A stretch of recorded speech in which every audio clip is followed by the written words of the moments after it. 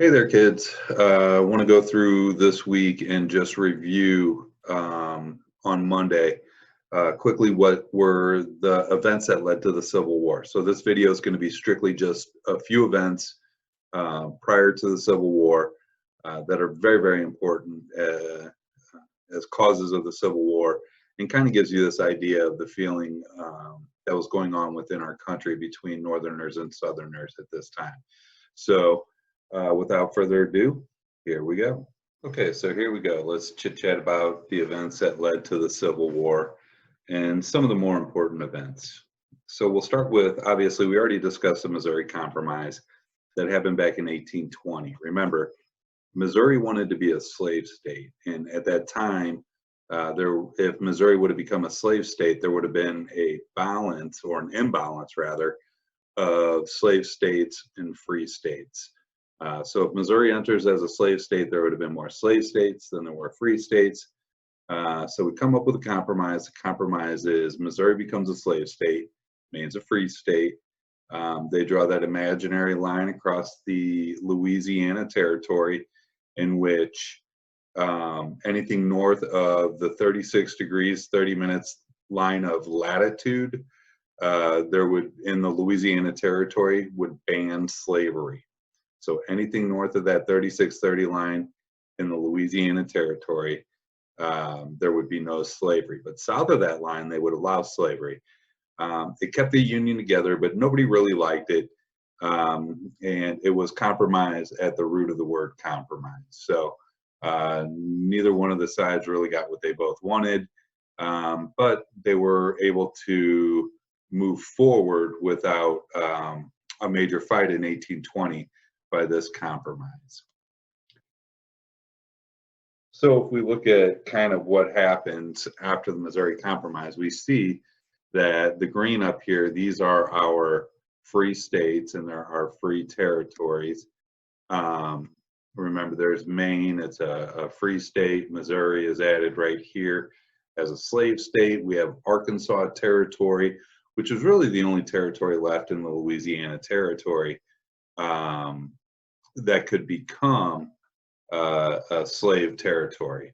So anything above this line in this blue right here, this is all part of the Louisiana Purchase, and anything above this line would have been free states, or had those territories become states, they would, according to the Compromise of 1820, be free. But we're going to find out that that's not going to be the case, and this is going to get actually reversed. So moving forward, we have, we're going to fast forward. We're going to fast forward pretty far. 26 years later, we're going to have something called the Wilmot Proviso, or and what this was is it was a gentleman from Pennsylvania. His name was David Wilmot, and he's going to suggest that moving into the Southwest Territory, where modern day Arizona, California, Utah, that territory there, he's going to propose that slavery be banned in those regions. Remember, this is a guy from Pennsylvania. Pennsylvania by 1846 had certainly outlawed slavery. And it's going to pass in the House of Representatives, but the Senate's going to ignore this. They're actually going to go on they're going to adjourn. And when they come back, they ignore the Wilmot Proviso. So it's going to create, though, a bunch of debates moving forward between the North and the South, what really happens in this Western land. Are they going to be slave states? Are they going to be free states? What are we going to do with the runaway slaves? So these topics of slavery are very much in the news in 1846 and 1847, thanks to David Wilmot. So by 1850, again, this topic of slavery and Wilmot, it's pretty fresh in the minds of many Americans. And honestly, the debate is still pretty much going on in 1850 about this territory of Utah and New Mexico over there by Arizona today. So California's 1850 is going to become a free state. They're going to get rid of the slave trade. And Washington, D.C., but they're not getting rid of slavery, just the slave trade. You're going to hear a new word now, this idea of something called popular sovereignty. So popular sovereignty, it's a pretty fancy word, but really what it means is that popular, the people, are going to vote on whether they want to have slavery in these territories of New Mexico and Utah, or whether they want to be free states when those territories organize and apply to become states.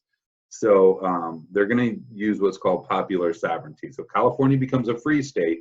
They're going to allow those territories of New Mexico and Utah to choose whether they want slavery. And again, that's called popular sovereignty. The slave trade in Washington, D.C. is going to go away, but slavery still exists. And the last part of the Compromise of 1850 is really controversial. They're going to pass what's called a fugitive slave law, which means that runaway slaves from the South that head north are going to be required by law to be returned back to the South by Northerners. And you can imagine if you're a Northerner, that's not really something you're very excited. Kind of feel like it's not really your problem. It's not your property that's run away. So many Northerners are going to ignore this fugitive slave law. So 1850, this is what the country looks like. And you can start to see, based on green and yellow down here, the free states up here and free territories are really stacked up against the southern states, which are leaning more towards the slavery, and they want to expand that slavery into the West. So these battlegrounds of where slavery is going to exist out West, by the time 1850 rolls around, we're still talking about this territory up here in Louisiana. And remember, by the 1820 Compromise, or the Missouri Compromise, this territory in 1850 is still supposed to be free territory. So you got to put this into perspective. It's 1850. This territory right here in beige plans on, if those territories organize and become states, that they'll be free states. And then if we look over here at Utah and New Mexico, they're going to be open to slavery by, again, there's that fancy word, popular sovereignty. And they're going to be able to choose whether they want slavery or not. By this time, they've decided that Oregon Territory is going to be free states and territories. We have California that was admitted as a free state. We go over here to Washington, D.C. That's where they're going to eliminate the slave trade, but slavery is still going to exist. So that's what the Compromise of 1850 looks like. So getting back to this fugitive slave law, part of the compromise is going to require these Northerners to return Southern slaves. A lot of Northerners are going to openly defy it, and it's going to create more conflict. In fact, we're going to start to see this rise, something called abolition, an abolitionist movement. And what an abolitionist or abolitionist movement was, it was this idea that we should abolish or get rid of slavery. And as you can imagine, a lot of the northern states, being that they were free states at this time by 1850, they're not really looking forward to, or they're not really looking to expand slavery out west. And they really want to abolish this horrible institution of slavery by the time 1850 rolls around, or many northern states. So what's going to help gain traction for this abolitionist movement, or this idea that we should get rid of slavery, is going to be a book that's written by Harriet Beecher Stowe. And it's going to be 2 years after the Compromise of 1850. So we're talking 1852, a few years after the Wilmot Proviso. 1846, 1847 is the Wilmot Proviso. 1850 is the Compromise of 1850, obviously. And then we have 1852, Uncle Tom's Cabin. And this is going to be a tremendous book. It's going to raise a lot of awareness on the brutality of slavery. And it's going to really tug on the heartstrings of many Americans. And it's going to turn a lot of people against slavery. And that idea that people are now kind of this culture of America is coming behind this movement. And you know, it's not a huge majority of Americans. It's a large majority of Americans, but they look at this idea of slavery as it's a kind of an outdated institution. So fast forward 2 years, and this is going to kind of the next thing we're going to talk about is the Kansas-Nebraska Act of 1854. So if we go back, and I'm going to kind of backtrack here for a minute, the Kansas-Nebraska Act is going to be with regards to this area right here on the map. So remember, from the Compromise of 1820, this area right here was supposed to be free. But by the time we get to 1854, there we go, we're going to have what's called the Kansas-Nebraska Act. And it's basically going to be, the Congress is going to overturn the Missouri Compromise. And they're going to say, you know, if we're going to have or offer this idea of popular sovereignty in New Mexico and in the Utah territory, well, maybe this is something that we should extend as well to Kansas and Nebraska. So the problem with that, though, is it was above the 36 degrees 30 minutes line of latitude, and there's going to be a lot of Americans that are not happy with that. A bunch of people now that they've decided, well, we're going to let people vote, they're going to rush to this territory so they can try to intimidate those on the other side. So you're going to have people who are for slavery go to Kansas and Nebraska. You're going to have people who are against slavery go to Kansas, Nebraska, and they're going to illegally vote on whether they believe Kansas and Nebraska should be free territories or slave territories, or free states or slave states when they do become states. And so this is going to result in a gentleman by the name of John Brown killing 5 people who were for slavery in Kansas. And it's going to spark this bloody kind of riot between those that are for slavery and those that are against slavery. And this blood, this bleeding Kansas is what they call it, is going to spill over even back to Congress, where one of the Charles Sumner is going to be beaten severely in Senate with a cane because he insults a Southern slave-owning congressman in the House. So it's going to become very, very bloody. Sides are definitely forming, those for slavery and those against slavery. So again, here we look at the map of the United States at this time. The pink represents those that are free. We have this kind of dark green down here. These are kind of the slave states by 1854. And then this is kind of the territories that we're looking at, saying, you know, what's going to happen in these regions here. Fast forward to 1857. St. Louis is actually going to have a large part in this, the Dred Scott case. Hopefully some of you guys have had a chance to go down to the old courthouse in downtown St. Louis. And that's where the Dred Scott case took place. And a little bit of kind of background on the Dred Scott case. Dred Scott was a slave, and he was brought to Missouri by his owner. And as his owner had traveled through Illinois and Wisconsin, which were both free states at the time. And I'll go back and just so you can kind of see the map here. So Dred Scott was right here in St. Louis. His owner had taken him into Illinois, which you can obviously see here as a free state, Wisconsin, which is obviously a free state. And his owner passed away, and that left a lot of questions of, well, here Dred Scott was a slave, but he was brought into free territory. His owner dies. Is he able to sue for his freedom or not? And so, long story short, and I wish we had more time to go into this, but we don't. Abolitionist lawyers are suing for Dred Scott's freedom.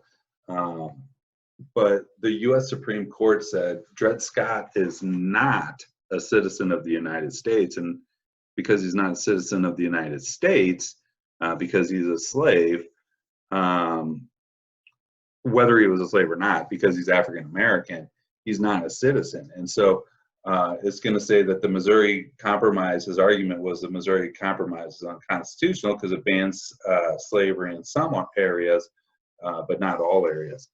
And when the Congress bans slavery, it takes property from the slave owners.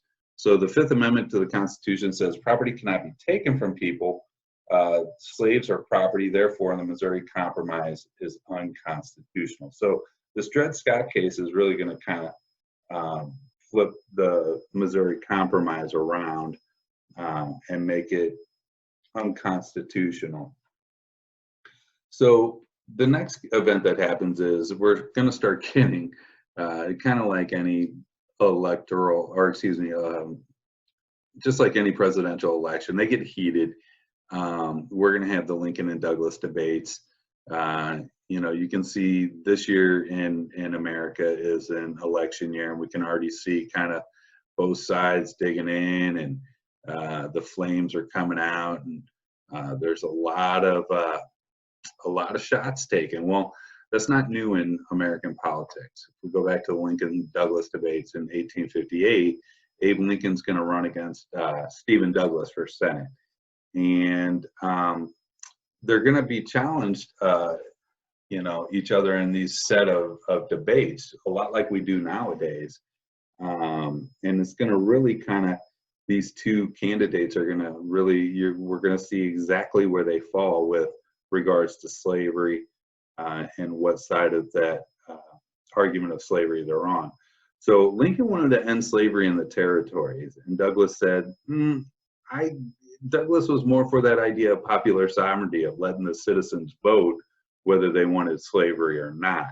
And so this is how the debate for slavery and the election is going to go down. We're going to see that the country's going to become very divided. Northerners are going to be supporting Lincoln.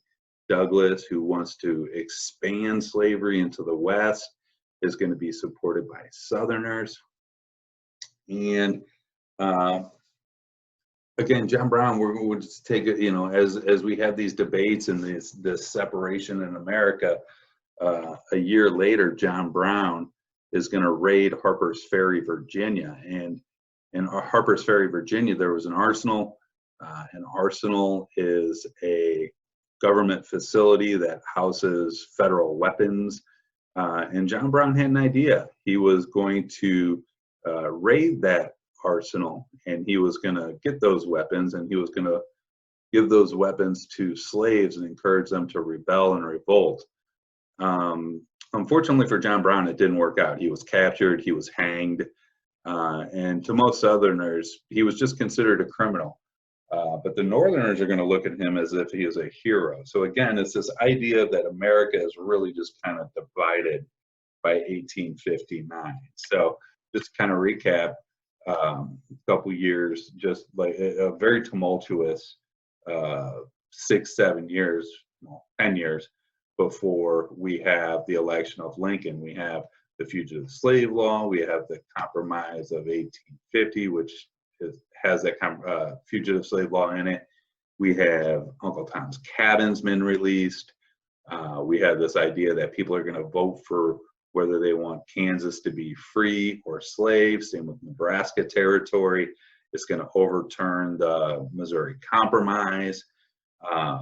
We have the Dred Scott case, which you know, is again going to divide the country even greater. The Lincoln-Douglas debates, Lincoln against slavery, Douglas for it, and certainly expanding it out west.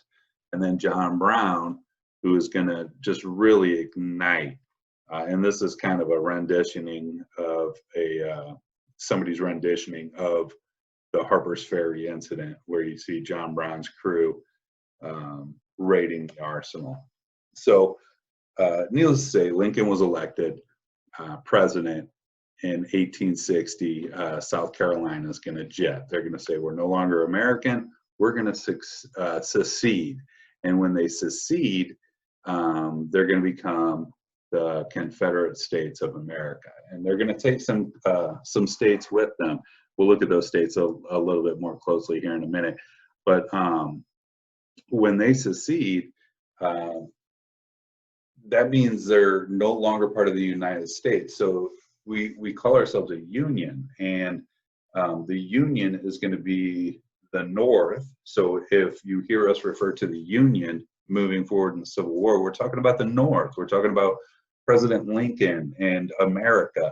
If we're talking about the Confederacy or the Confederate Army, we're talking about the South, those states that no longer wanted to be American. And so let's look at which states those were. This was a political cartoon that came out around the time that we had those states secede. And these are the states that jumped on board with South Carolina right away. And if we look at this, we see this gentleman right here is riding a pig. He's chasing looks like a little butterfly, and he's about to jump off of a cliff into the breakers down here below, and that he's carrying a flag that says South Carolina. So this is South Carolina. We have Florida that seceded. We have Alabama, Mississippi, Louisiana, and down here is Georgia, who weren't really totally on board with these guys by 1860, but they were going in the same direction as those that were seceding. So by 1860, we're starting to get into an argument more of it's about slavery, and slavery is a big part of the Civil War, but it's also about something called states' rights.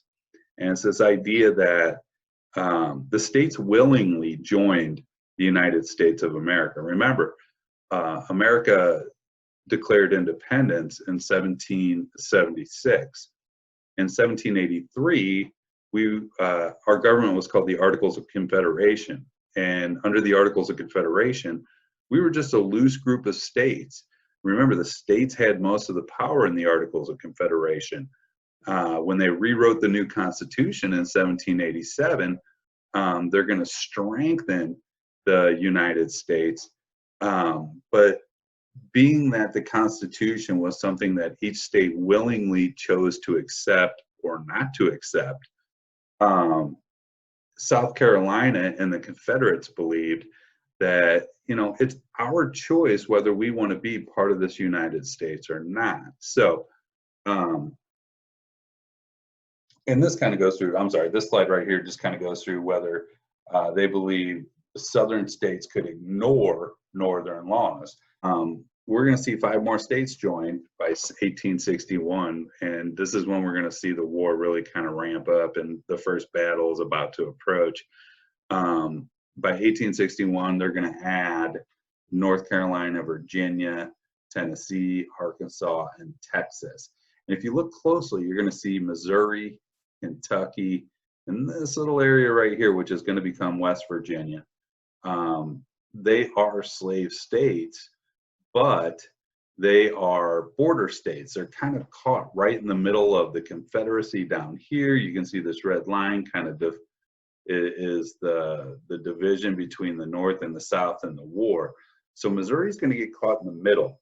Although we're a slave state, we're going to side with the Union for the most part, and as well as Kentucky and that little area of Virginia there as well. So that's kind of the major events that led us to war.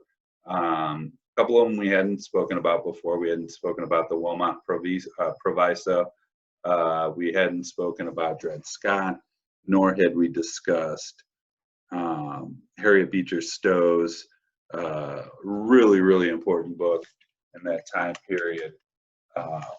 We didn't discuss the Dred Scott case, and like I said, Uncle Tom's Cabin. Sorry, that name had escaped me for a brief moment. So we didn't, those are things we hadn't discussed. So I kind of wanted to introduce you to those because I think I'd like to see you guys work with a little bit of that this week.